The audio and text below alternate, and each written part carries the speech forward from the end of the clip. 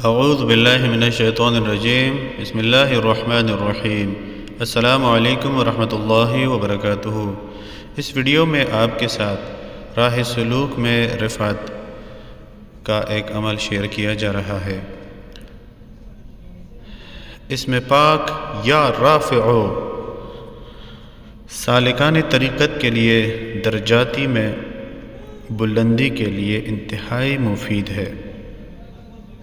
راہ سلوک کے مسافر پر کبھی کوئی کیفیت طاری ہوتی ہے تو کبھی فیض اور کبھی ہیبت۔